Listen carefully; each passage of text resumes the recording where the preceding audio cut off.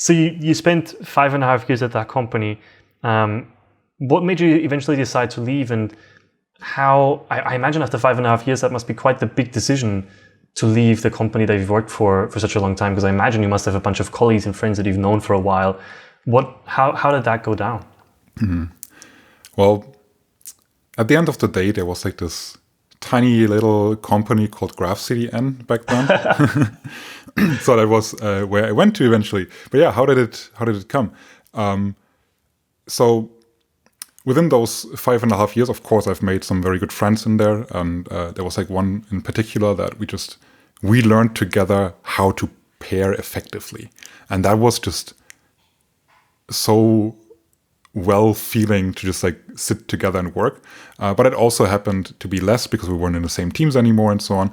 But that wasn't like necessarily like a decision to leave, but it was also a tiny thing that played into it, of course.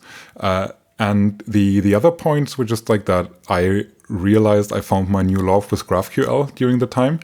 And I wanted to dive deeper into it. But the business value of that company wasn't necessarily made just by GraphQL, but like with a lot of other tooling around it, a lot of REST APIs, and that's totally fine. But for me, that was the point where I said I don't feel as like attached to the product anymore. Like for me, it's like a big reason to be in a company is that I really resonate with the product, and I feel like that's the way to go and that's the way to build it. And if that changes, maybe also my affection to it changes a bit.